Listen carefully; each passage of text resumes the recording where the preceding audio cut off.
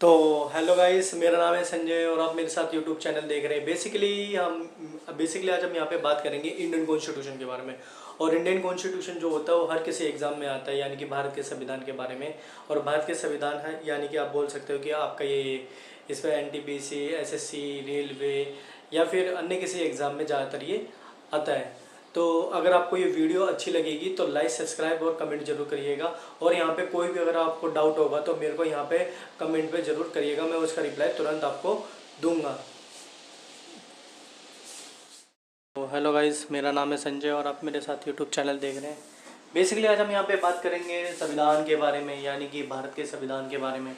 और भारत के संविधान के बारे में सबसे पहले इनके शब्दों का मतलब और इनके कुछ एग्जाम्पल के द्वारा हम समझेंगे। कहने का मतलब यहाँ पर क्या है कि संविधान का मतलब होता है, इसको संविधान को दो भाग में तोड़ा गया, यानी कि सभी प्लस में मतलब कि सभी प्लस में विधान, यानी कि आप कह सकते हो कि सम का मतलब होता है इक्वल, यहाँ पर होगा इक्वल। और विधान का मतलब होता है कानून, ठीक है। यानी कि कहने का मतलब है कि किसी भी राष्ट्र में, यानी कि वहाँ के हर कोई नागरिक जो रहता है उनके लिए क्या है, वहाँ पे समान अधिकार और समान कानून वहाँ पे प्राप्त है। यहाँ पर है इसका अर्थ, यानी कि किसी राष्ट्र के सभी नागरिकों के लिए समान कानून से है, ठीक है। अब कानून कुछ भी हो सकता है, कहने का मतलब अगर जो चोरी करेगा उसे कानून के तहत सजा दी जाएगी, जो कोई गलत काम करेगा उसे कानून के तहत सजा दी जाएगी। अगर मैं यहाँ की परिभाषा के बारे में बात करूँ, यानी कि परिभाषा क्या कहती है कि नियम और कानूनों का संकलन जो राष्ट्र में शासन चलाने के लिए आवश्यक है। कहने का मतलब यहाँ पर क्या है कि ये एक तरीके से कह सकते हो कि नियम और कानून का एक कलेक्शन ऑफ लॉ है। और कलेक्शन ऑफ लॉ जो है वो क्या चलाता है कि किसी भी राष्ट्र में शासन चलाता है, यानी कि गवर्नेंस चलाता है। और गवर्नेंस अगर नहीं चलेगा तो यहाँ पर क्या है कि देश में अराजकता वगैरह भी फैल जाएगी। अगर मैं एग्जाम्पल के तौर पे मानूँ तो एग्जाम्पल जो हमारा यहाँ पर आता है, हमारे शिक्षा का अधिकार। और शिक्षा का अधिकार इंग्लिश हम इसको कहेंगे राइट टू एजुकेशन, हम इसको कहते हैं। यानी कि कहने का मतलब क्या है कि ABC को समान शिक्षा का अधिकार यहाँ पे प्राप्त है, ठीक है। इसको कलेक्टिंग ऑफ रूलिंग बुक भी बोल सकते हैं, क्योंकि इसके आधार पे क्या है कि कानून और वगैरह बनाए जाते हैं किसी भी सोसाइटी को चलाने के लिए। अगर मैं यहाँ पे बात करूँ अगला, यानी कि राज्य व्यवस्था, तो राज्य व्यवस्था को हम क्या कह सकते हैं, पॉलिटिक। और संविधान को व्यवहार में लाना ही हमारा क्या कहलाता है, हमारा राज्य व्यवस्था कहलाता है। यानी कि संविधान को लागू करने के लिए व्यवस्था बनाई जाती है, यानी कि सिस्टम बनाए जाते हैं। अब यहाँ पर क्या है कि सांसद द्वारा कानून बनाते हैं, यानी कि सांसद द्वारा लॉ बनाया जाता है। और उसको इम्प्लीमेंट प्लस में उसकी व्याख्या कौन करता है, बेसिकली ये कोर्ट करता है। और कोर्ट भी हमारे 3 लेवल के कोर्ट होते हैं। एक होता है सुप्रीम कोर्ट, एक होता है हाई कोर्ट, और एक होता है लोकल कोर्ट या फिर डिस्ट्रिक्ट कोर्ट। तो इनके बेसिस पे क्या है कि कानूनों द्वारा लोगों को सजा दी जाती यदि कोई अपराधी पाया जाता है। अगर मैं यहाँ पे बात करूँ शिक्षा के अधिकार में, तो शिक्षा का अधिकार भी एक तरीके से आपका क्या होता है, फंडामेंटल राइट्स में कहलाता है। और ये जो कि संविधान में लिखित है। चलो हम अगले टॉपिक पे चलते, यानी कि हम राज्य व्यवस्था के अगले एग्जाम्पल को लेके चलते हैं। अगला हमारा है यहाँ पे इसका उदाहरण, तो यानी कि राज्य व्यवस्था का उदाहरण हमारे पास है आर्टिकल 17। और आर्टिकल 17 हमारा क्या कहता है कि अस्पृश्यता का अंत, यानी कि छुआछूत का अंत, एवोल्यूशन ऑफ द अनटचेबिलिटी। यानी कि कहने का मतलब क्या है कि किसी से किसी प्रकार की घृणा नहीं करनी, यानी किसी प्रकार से छुआछूत के आधार पे किसी के साथ भेदभाव ना करना। छुआछूत के आधार पे क्या है कि हमें किसी पर अत्याचार नहीं करना, इसमें शामिल है। यानी कि कहने का मतलब क्या है कि इसके अंदर सांसद द्वारा क्या हुआ कि अस्पृश्यता के अंत के लिए इन्होंने कानून बनाया, ठीक है। और ये जो कानून था ये किसके अंदर था, ये नागरिक अधिकार संरक्षण, यानी कि 1955 के अकॉर्डिंग ये कानून बनाए गए। तो ये जो कानून बनाए गए ये हमारा क्या कहलाया, ये संविधान कहलाया, ठीक है। और उसके बाद क्या होता है, यदि कोई व्यक्ति, यानी कि एक्स व्यक्ति क्या करता है, यदि इसका उल्लंघन करता है, ठीक है, एक्स व्यक्ति क्या करता है कि यदि आर्टिकल 17 का उल्लंघन करता है तो कोर्ट द्वारा उसको क्या मिली जाएगी, उसे 1 से लेके 6 मंथ के लिए उसे उसे सजा दिया जाएगा तथा उसे जेल में डाल दिया जाएगा। प्लस में क्या, उसे 500 रुपये का जुर्माना भी दिया जाएगा। और ये जो कोर्ट द्वारा जो सजा दी गई थी और व्याख्या करी गई थी कानून की, तो ये जो हमारी कहलाएगी ये राज्य व्यवस्था यानी कि पॉलिटी कहलाएगी। अब आपको थोड़ा बहुत समझ में आया होगा। इसमें क्या होता है कि राज्य व्यवस्था में हमेशा संविधान को व्यवहार में लाना ही होता है। अगला हम यहाँ पे बात करें तो यहाँ पे टाइप्स ऑफ इंस्टीट्यूशन, ठीक है, types of institution. So basically यहाँ पर क्या है कि संस्थाओं के प्रकार। अगर मैं संस्थाओं के प्रकार के बारे में बात करूँ तो हमारा पहला आता है संवैधानिक यानी कि कॉन्स्टिट्यूशनल, ठीक है। कॉन्स्टिट्यूशनल बॉडी जो होती है बेसिकली जो कि संविधान में जिक्र होता है यानी कि संविधान में उसके बारे में बताया गया। जैसे कि संविधान में आर्टिकल 17 के बारे में बताया गया, सेम एज इट इज क्या है कि वो जो हमारा है वो कॉन्स्टिट्यूशनल यानी कि हमारा संवैधानिक वो कहलाएगा। और संवैधानिक में हम इसका एक उदाहरण ले सकते हैं यानी कि इलेक्शन कमीशन, कहने का मतलब है निर्वाचित आयोग, निर्वाचन आयोग। तो निर्वाचन आयोग के बारे में जो है यहाँ पे संविधान में उल्लेख है और संविधान में जिक्र है। अगला मैं यहाँ पे बात करूँ तो यहाँ पे असंवैधानिक यानी कि अनकॉन्स्टिट्यूशनली, कहने का मतलब क्या है कि संविधान में इसका उल्लंघन यानी कि संविधान के अकॉर्डिंग क्या है कि इस चीज का उल्लंघन हमारा कहलाता है। और उल्लंघनी जो होता है वो किसको जन्म देता है, आतंकवाद को जन्म देता है, साथ ही साथ क्या करता है नक्सलिज्म को भी जन्म देता है यानी कि नक्सलवाद को भी वो क्या करता है जन्म देता है। अगर मैं यहाँ पे बात करूँ गैर संवैधानिक, तो गैर संवैधानिक में इंग्लिश में इसको क्या बोलेंगे, एक्स्ट्रा कॉन्स्टिट्यूशनल बॉडीज। तो इसमें क्या है कि संविधान में जिक्र तो नहीं है लेकिन क्या हमारे लिए सहायक है। जैसे कि हम कह सकते हैं यहाँ पे नीति आयोग, नीति आयोग क्या करती है कि नई नई हमारे गोल्स बनाती है, डेवलपमेंट कैसे होनी है, ट्रांसफॉर्मेशन कैसे होना है, इन सब चीज़ों के बारे में बताती है। और सेकंड हमारा एग्जाम्पल है एनएचआरसी यानी कि यहाँ पर क्या होता है कि ह्यूमन राइट्स के जितने भी हमारे कानून हैं उन सबको क्या करते हैं ये संरक्षित करते हैं। चलिए हम अगले टॉपिक के बारे में बात करते हैं। हम सीधे इस यानी कि संवैधानिक टॉपिक के बारे में हम यहाँ पे बात करते हैं। तो चलिए अगला हमारा यहाँ पर आता है, हमने इन टॉपिक के बारे में बात करनी थी। जैसे कि हमारा यहाँ पे संवैधानिक संस्थाएं, संवैधानिक संस्थाएं वो संस्थाएं होती है जो कि संविधान में जिक्र है यानी कि कॉन्स्टिट्यूशनल बॉडीज। और कॉन्स्टिट्यूशनल बॉडीज वो होती है जो कि संविधान में उल्लेख है, जो संविधान द्वारा माना जाता है। अगर मैं इसके एग्जाम्पल के बारे में बात करूँ तो यहाँ पर वित्त आयोग इसके अंदर आ जाता है, निर्वाचन आयोग इसके अंदर आ जाता है, यानी कि फाइनेंस कमीशन जो है बेसिकली ये आर्टिकल 280 के बारे में बात करता है, ठीक है। निर्वाचन आयोग यानी कि इलेक्शन कमीशन जो है वो आर्टिकल 324 टू 329 के बीच में आता है, जो कि इनके नियम कानून तथा इलेक्शन कैसे होंगे, इलेक्शन में क्या क्या चीज़ें जरूरी होंगे, कोड ऑफ कंडक्ट होंगे, इन सब चीज़ों के बारे में बात होगी। इसका एग्जाम्पल और भी हो सकती है जैसे कि यूपीएससी और सीएजी, ठीक है। अगला यहाँ पर मैं बात करूँ असंवैधानिक संस्थाएं यानी कि नॉन कॉन्स्टिट्यूशनल बॉडी। वो इसको अगर आप डेफिनेशन के तौर पे देखोगे कि जो संविधान में जिक्र नहीं है और ना ही नियम और कानून मानते हैं तो वो हमारा क्या कहलाता है, असंवैधानिक संस्थाएं कहलाती है। जैसे कि हमारे यहाँ पर कह सकते हो कि हिंसा और दंगा करना भी हमारा क्या कहलाएगा, ये असंवैधानिक कहलाएगा।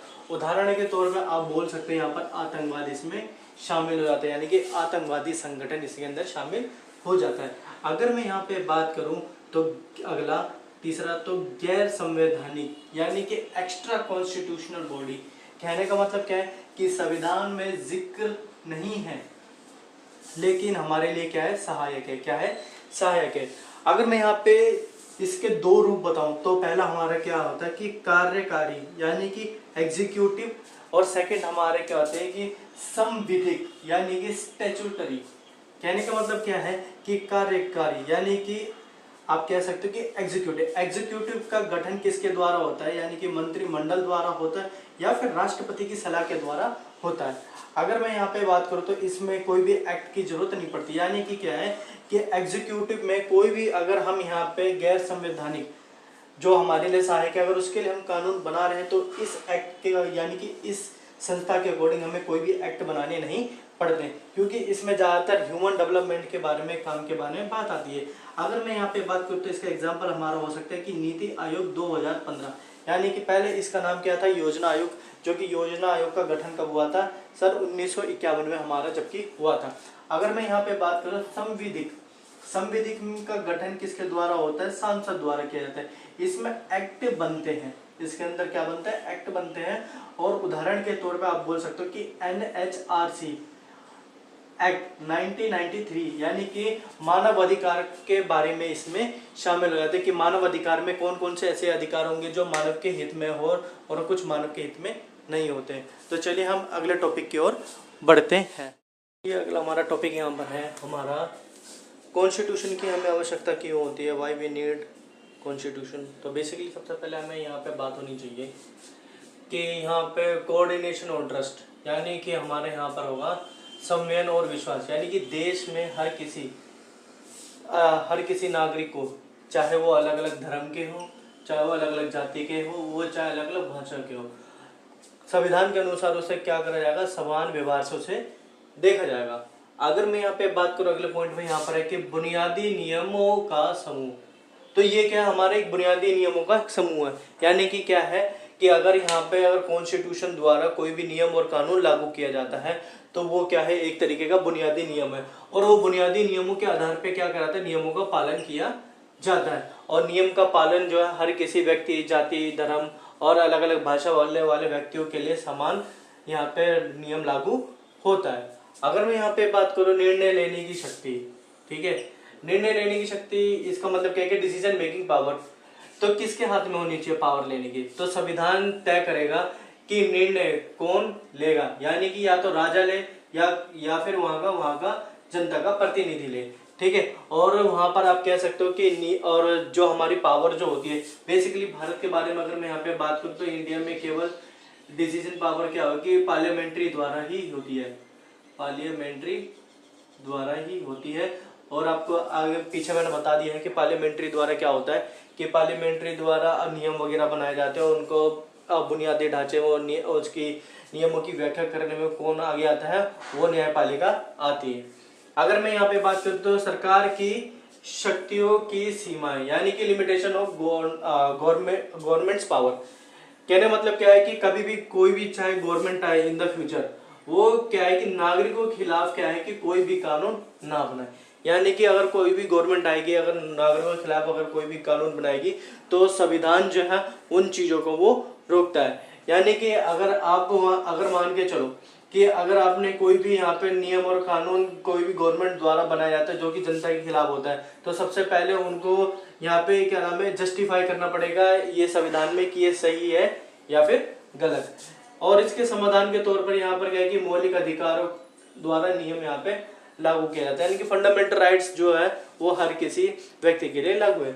अगर मैं यहाँ पे बात करूँ तो जनताओं की आकांक्षाओं और यहाँ पे न्यायपूर्ण समाज की स्थापना, यानी कि देश में हर किसी व्यक्ति को क्या है कि यहाँ पे समान पूर्ण से न्याय, और यहाँ पर क्या है कि जो पूरा जनता की ख्वाहिशों को पूरा किया जाता है। ये नेगेटिव वे में नहीं पूरा कर सकते हम, पॉजिटिव वे में, जिसके द्वारा क्या है कि मानव का विकास हो सके, उन्नति कर सके, ठीक है।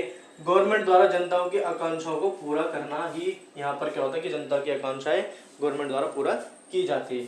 अगर मैं यहाँ पे बात करूँ तो संविधान द्वारा न्यायपूर्ण समाज की स्थापना होनी चाहिए, यानी कि क्या है कि चाहे कोई भी व्यक्ति जो है वो अलग जाति से हो या फिर अलग भाषा वाला या फिर अलग धर्म वाला, उसको क्या है कि उसको संविधान द्वारा उसको क्या है कि समान न्याय और समान न्याय तथा यहाँ पर क्या है कि जो भी अगर एक्स व्यक्ति भी गलती करता है तो उसको वहां पर क्या किया जाएगा, वहां पे सजा वगैरह दी जाएगी। इसलिए हमारा यहाँ पर क्या है कि संविधान की आवश्यकता इसलिए हमारी होती है। और बेसिकली यहाँ पर क्या कह सकते हो कि ये तो 12th क्लास का एक तो क्वेश्चन में तो आते ही आता है, साथ ही साथ कह सकते हो कि एनटीपीसी में भी कुछ 2-3 नंबर के पूछे जाते हैं, और यूपीएससी में तो ऑब्वियसली सी बातें जो पूछे जाती हैं, और एसएससी में आप इसके अंदर इंक्लूड कर सकते हैं। तो चलिए हम अगले टॉपिक के ऊपर बढ़ते हैं। चलिए अगला हमारा टॉपिक यहाँ पर है कि संविधान की विशेषता।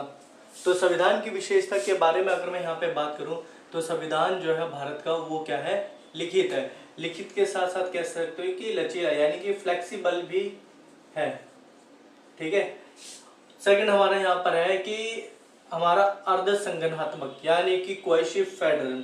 कहने का मतलब यहाँ पर क्या है कि यहाँ पे सेंट्रल और स्टेट गवर्नमेंट इसमें दोनों इसमें शामिल होती है। ठीक है। सेकंड थर्ड हमारे यहाँ पर है राज्यों का संघ, यानी कि भारत जो है वो क्या है, एक एकात्मक सरकार यहाँ पे नहीं, यहाँ पर क्या है कि ये राज्यों का संघ है। चाहे यहाँ पर आप आंध्र प्रदेश ले लो, एमपी ले लो, यूपी ले लो, ठीक है, और फिर तमिलनाडु ले लो, ये सारे क्या है कि राज्य है, और यही राज्य मिला के क्या बनाते हैं, राज्यों का संघ बनाते हैं, और यही राज्य का संघ मिला के क्या बनाते हैं, इंडिया यानी कि भारत का निर्माण करते हैं। ठीक है। अगर मैं यहाँ पे बात बताऊं सांसदात्मक पार्लियामेंट्री, कहने का मतलब क्या है कि यहाँ पर सांसद भी होती है। ठीक है। सांसद के साथ साथ यहाँ पर क्या होती है कि लोकसभा और राज्यसभा की सरकार भी यहाँ पर होती है, लोकसभा और राज्यसभा।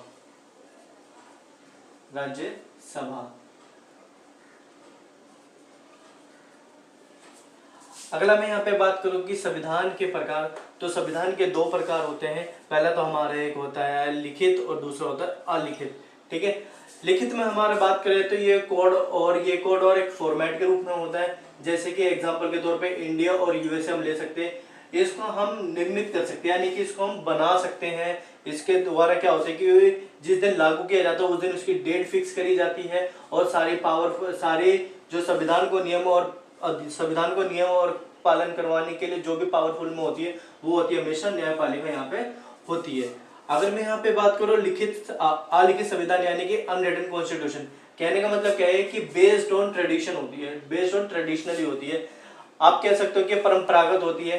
ठीक है। जैसे कि यहाँ पर एग्जांपल के तौर पर ब्रिटेन और कनाडा यहाँ पे इसमें शामिल है। ठीक है। अगर मैं यहाँ पे बात करूँ तो इसकी कोई भी डेट फिक्स नहीं होती कि किस दिन ये लागू होते हैं। और साथ ही साथ मैं बता दूं कि यहाँ पर सबसे ज्यादा पावरफुल कौन होती है, सांसद वहां पे सबसे ज्यादा पावरफुल होती है। चलिए हम फिर अगले टॉपिक के बारे में यहाँ पे बात करते हैं। यहाँ पे बात करूँ तो राज्य व्यवस्था की प्रगति, तो nature of the polity. Nature of polity यहाँ पर क्या है कि 3 से 4 टाइप्स के होते हैं, लेकिन हम यहाँ पे अभी धीरे धीरे करके सभी पे बात करेंगे। पहले यहाँ पर बात करो एकात्मक सरकार यानी कि यूनिटरी गवर्नमेंट। इसमें क्या होती है कि केवल एक ही गवर्नमेंट होती है, यानी कि वहाँ पे स्टेट और सेंट्रल का कोई मामला वहाँ पे नहीं होता, सिर्फ एक ही गवर्नमेंट वहाँ पर होती है। और ये कहाँ पर होती है, ज्यादातर जहाँ पे कम एरिया होगा या फिर कम जनसंख्या होगी वहाँ पे ज्यादातर क्या होता है कि वहाँ पे आप कह सकते हो कि यूनिटरी गवर्नमेंट होती है। अगला मैं यहाँ पे बात करूँ तो यहाँ पे तेजी से निर्णय होता है और विवाद नहीं होता, यानी कि ना कि वहाँ पर क्या है, ना वहाँ पर पार्लियामेंट्री कोई सिस्टम है, सिर्फ वहाँ पर क्या है कि वहाँ पर आप कह सकते हो कि वहाँ पे ना ही स्टेट का विवाद होता है और ना ही वहाँ पे सेंट्रल का विवाद वहाँ पे होता है। अगर मैं यहाँ पे बात करते हैं इसके एग्जांपल के तौर पर आप ब्रिटेन और जापान यहाँ पे ले सकते हो, और इस वाले बेसिस पर आपको पता चलता है कि पावर ऑफ द सेंट्रलाइजेशन, यानी कि सारी पावर जो है वो किसके हाथों में होती है, यानी कि आप कह सकते हो कि यूनियन गवर्नमेंट के सारे पावर वहाँ पे हाथ में होती है। अगर मैं यहाँ पे बात करूँ तो संगठनात्मक सरकार यानी कि फेडरल गवर्नमेंट में आप कह सकते हो कि जिसमें द्वैध शासन होता है, यानी कि जिसमें 2 स्तर पे शासन होता है। जैसे कि यहाँ पर कह सकते हो कि सेंट्रल और स्टेट गवर्नमेंट, वहां पर क्या होती है कि सेंट्रल और स्टेट गवर्नमेंट वहां पे दोनों होती है, लेकिन वहां पर एक चीज होती है कि वहां पे लिखित संविधान वहां पे अनिवार्य होते हैं, यानी कि जो भी वहां पे गवर्नमेंट बनेगी वो संविधान के अनुसार वहां पे बनेगी। अगर आप कह सकते हो कि वहां पे लार्ज एरिया लार्ज पॉपुलेशन, यानी कि वहां का एरिया बड़ा भी होना चाहिए और ज्यादा वहां पे पॉपुलेशन होनी चाहिए, यानी कि ज्यादा लोग होने चाहिए। निर्णय में देरी होती है तथा यहाँ पर क्या होता है अधिक खर्चील होता है, यानी आप कह सकते हो कि ज्यादातर निर्णय लेने में देरी होती है और यहाँ पर क्या होता है अधिक खर्चील होता है। अगर मैं यहाँ पे बात करूँ तो यूएसए में जो प्रेसिडेंट होता है, प्रेसिडेंट तो हमारे कितने साल के लिए होता है, आप कह सकते हो प्रेसिडेंट हमारे लिए 4 साल का हो सकता है, 4 साल के लिए वो अपने पद पे होता है। और ये आपको यूएसएसआर आपको अच्छे से पता है कि यूएसएसआर जो है वो 1991 में क्या हो गया था, विघटित हो गया था, और उसको उत्तराधिकारी कौन बन गया था, रशिया बन गया था। इस वाली डायग्राम से आप पता कर सकते हो कि यहाँ पे सेंट्रल जो है वो पावर में होती है और स्टेट जो होती है वो कम पावरफुल में होती है। तो चलिए हम अगले इसके टॉपिक पे चलते हैं। तो अगला हमारा यहाँ पर है, अगला टॉपिक हमारा यहाँ पर है अर्धसंगठनात्मक। ठीक है, अर्धसंगठनात्मक, तो अर्धसंगठनात्मक क्वासी फेडरल, यानी कि हम इंडिया का इसमें एग्जाम्पल ले सकते हैं। और इंडिया में क्या है कि एकात्मक और संगठनात्मक 2 प्रकार की सरकार है। देखो एकात्मक सरकार कब होती है, जब यहाँ पे देश में इमरजेंसी लग जाती है। लेकिन जनरल टाइम के लिए आप कह सकते हो कि संगठनात्मक सरकार यहाँ पर होती है। और आप कह सकते हो कि जो स्टेट गवर्नमेंट होती है वो 6 साल के लिए होती है, जिसे हम राज्यसभा भी कहते हैं। और आप कह सकते हो कि जो हमारी दूसरी जो होती है हमारी सेंट्रल गवर्नमेंट 5 साल के लिए होती है, जिसे हम लोकसभा भी कहते हैं। अगर मैं यहाँ पे बात करूँ भारत के बारे में, तो भारत क्या है कि एक संघों का मतलब कि राज्यों का संघ है। और राज्यों के संघ का ये भारत ने कहाँ से लिया है, ये कनाडा मॉडल से ये लिया है। और यहाँ पे क्यों लिया है, क्योंकि इसलिए लिया था कि 565 रियासतें जो थी उनको एक साथ रखना था। 565 रियासतों को क्या करना था, यहाँ पर एक साथ रखना था। यहाँ पर क्या है कि विविधता यहाँ पे पाई जाती है। यहाँ पे जनसंख्या वाला सबसे बड़ा देश माना जाता है, यानी कि वर्ल्ड का दूसरा और पहले नंबर का आप कह सकते हो कि जनसंख्या वाला देश जो है वो भारत है। आप यहाँ पर कह सकते हो कि राज्यों को संप्रभुता यहाँ पे नहीं दी गई, यानी कि क्या है कि यहाँ पर कोई भी राज्य जो है अपनी संप्रभुता में काम नहीं कर सकता, उसको अकॉर्डिंग टू सेंट्रल और जनता के अनुसार उसे काम करना होगा। और यहाँ पे रेजिडेंशियरी पावर किसके हाथ में, सेंट्रल गवर्नमेंट के यहाँ पर होती है। अगर मैं यहाँ पे बात करूँ तो फादर ऑफ द कॉन्स्टिट्यूशन कौन, हमारे डॉक्टर भीमराव अम्बेडकर। आप कह सकते हो कि ये प्रारूप समिति के भी अध्यक्ष थे।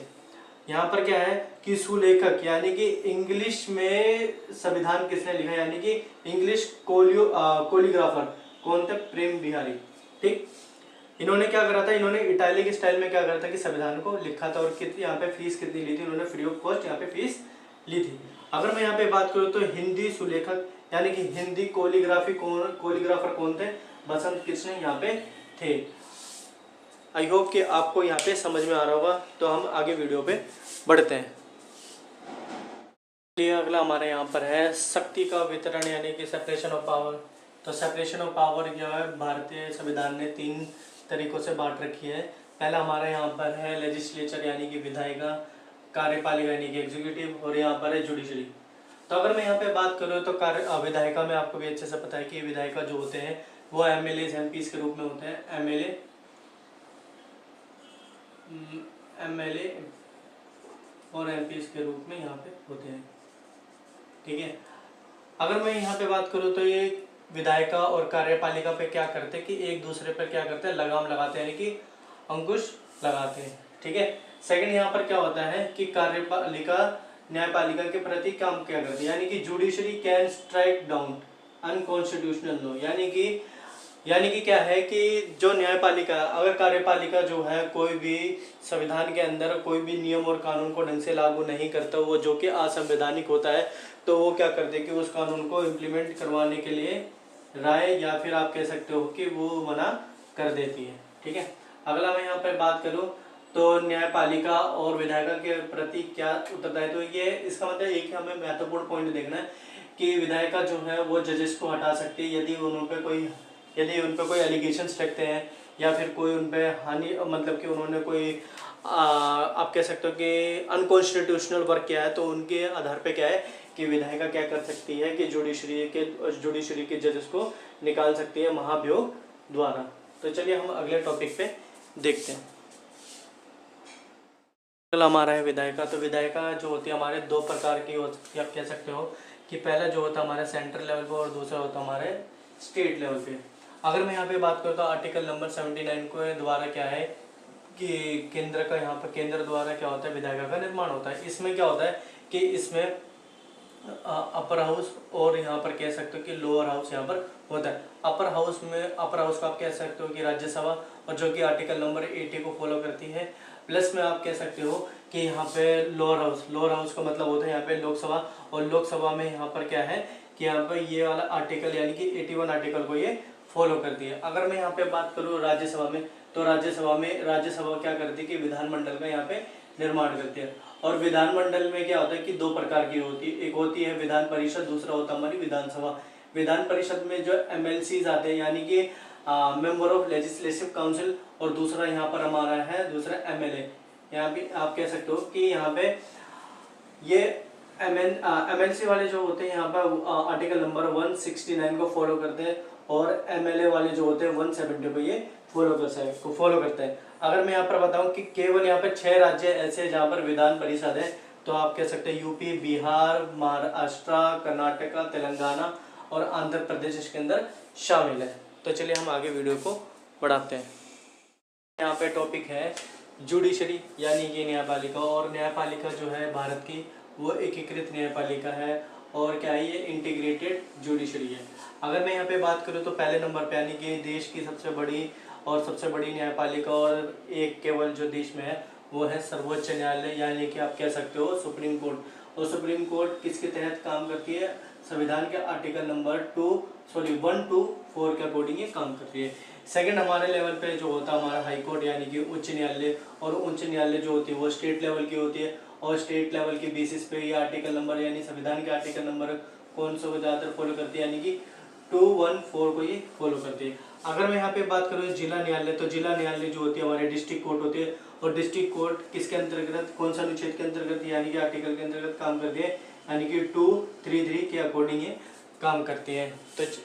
तो चलिए, आपको ये वीडियो अच्छा लगा तो लाइक, सब्सक्राइब और कमेंट करिएगा।